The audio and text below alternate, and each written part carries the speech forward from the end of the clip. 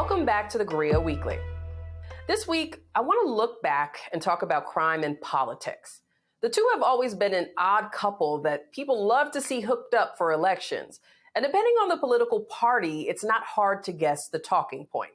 If you looked at most Republican ads this election season, it was all about soft Democrats and progressive DAs who were to blame for crime when a law and order approach was supposedly needed. And if you looked at most Democratic ads, if they addressed crime, it was about illegal guns, a lack of social safety net, and the GOP's resistance to any kind of gun control. Take a look at my recent interview with New York's Lieutenant Governor Antonio Delgado for an example. We have to make it a priority to protect our streets, to make sure that the effects that we're experiencing when it comes to gun violence do not continue. But now that all the campaigning is over, for now, some clear truths have emerged. Take, for example, new research that shows homicide rates actually jumped higher in cities with traditional DAs versus the progressive ones who a lot of people were blaming for crime. Now, it's not a competition, but if you're going to try to blame people for something, at least count the numbers rather than going off anecdotal evidence and the worst news headlines of the week. Also, let's think about Black people being the victims of crime, just like any other community.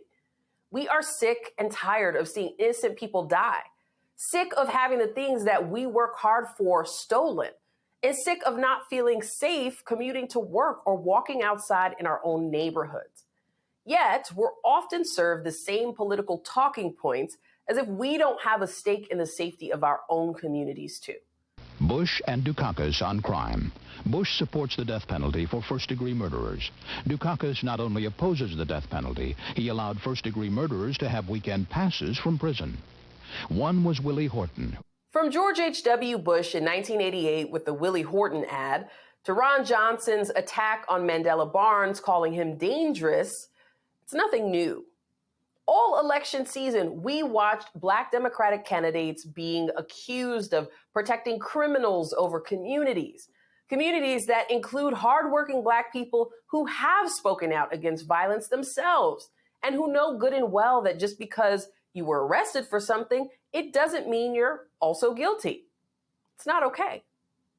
Looking ahead to election 2024, we can learn so many lessons from the past. Evil is frequently a conscious choice, and that retribution must be swift and sure.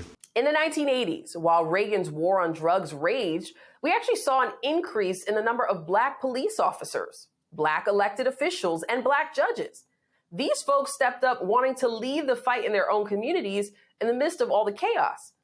But according to scholars like James Foreman Jr., who wrote the book Locking Up Our Own, some of us even bought into the extreme law and order tactics that Foreman argues devastated Black communities even more.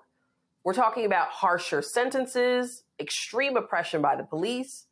Many Black citizens asked for these things because they were desperate for relief from the pain of crime and drug abuse running rampant in their communities. But many of these policies actually broke apart our families and locked up our own with no plan for their return to society. Now that midterms are over, it's time to hold all politicians accountable, no matter their party, for actually addressing the root causes of crime.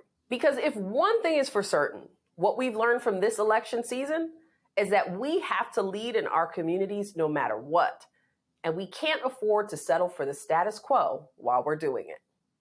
And that's the point. Thank you for being with us. Like always, we hope you enjoyed the show and learned something new.